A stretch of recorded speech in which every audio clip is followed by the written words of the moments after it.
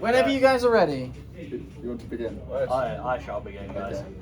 Okay, guys, we chose Gfuel as our brand, as it is very ancient now, completely irrelevant. So you can go to the next one now, Philippe. So we have the SWOT analysis, which is strengths, weaknesses, opportunities, and threats. And I'm going to discuss all of the ones that apply to Gfuel. Next. So, for the strengths, Gfuel have a strong identity in the gaming culture and in esports. They're very involved with esports. They have sponsored players at the 2019 Fortnite World Cup and 2020 to 21. They partnered with Luminosity Gaming. And I don't know if anyone knows this, but they organised the Gfuel X Mongol World Cup for Fortnite. And they partnered with creators such as PewDiePie, XQC, and Dr. Disrespect. And it's also sugar-free, unlike other drinks. I need to turn the music down so anyone can hear you. Carry on. Next slide. Right, so weaknesses is that they're very niche compared to other people in the space, such as Red Bull, Monster. So some people view Gfuel as being too artificial, since pretty much everything in it's all artificial colours and flavourings.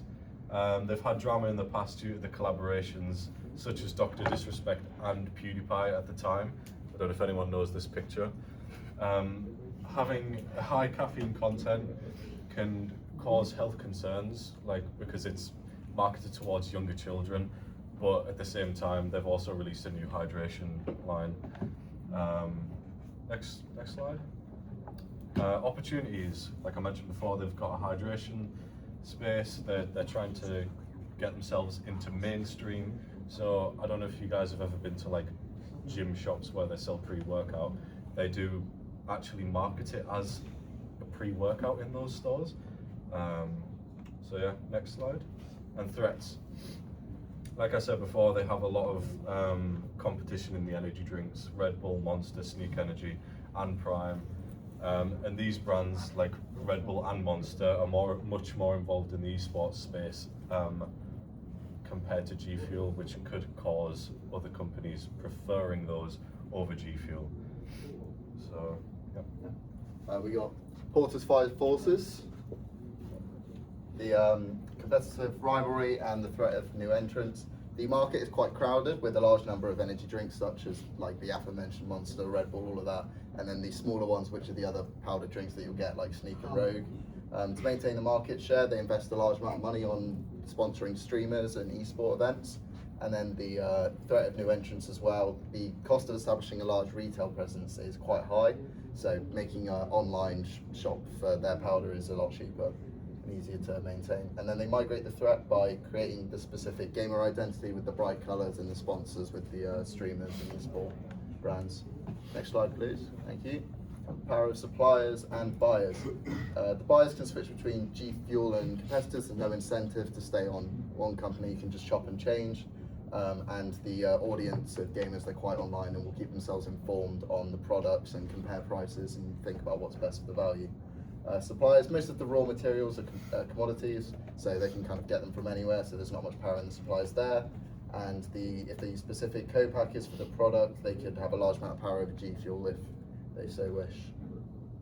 And then threats of substitution. There's large amounts of alternative, not just powders, but the traditional energy drinks as well, along with the hot brews like tea and coffee. Substitutes often are lower cost. Traditional energy drinks are widely available. You can purchase them in bulk, which makes them a large threat when compared to Gfuel. And then the health trends. Consumers want to be healthier, so the lower sugar, the natural ingredients, which is why they would have started the hydration drink that we mentioned before, which is where they've got competition between that in healthier alternatives. You've got Ada, you've obviously got Sinatra here, Tens, Kaide, the recent drama. Right, Ada and Gfuel. They create attention through many affiliations with different YouTubers, streamers, and different brands related to anime as well. They've also got a partnership with PewDiePie. They create interest by partnering with these major YouTubers, which means they can get easier branding and easier attraction to the brand. Through this, the desire, they create a demographic within esports. They create a desire for the product through slogans such as the official energy drink of esports, and they do this to create clear differentiation from different brands. Action, Gfuel uses creator codes and different partnerships to allow for easier promotion and free promotion. By having creator codes, they also drive traffic through these creators. Compare. Go on, boy. Your slide, bro. Competitor landscapes. Gfuel's mainstream competitors are Red Bull, Monster, and Rockstar, as mentioned before, with more likely to buy over the Gfuel's healthier options promoted towards gaming streamers and esports fans, with content creators to help promote it. They are less relevant now than they were between 2016 and 2021, but they still use social medias and like Twitch, and content creators such as, you gotta press the button now, PewDiePie. Well, this is our push or pull slide. Gfuel's push. We see Gfuel's push.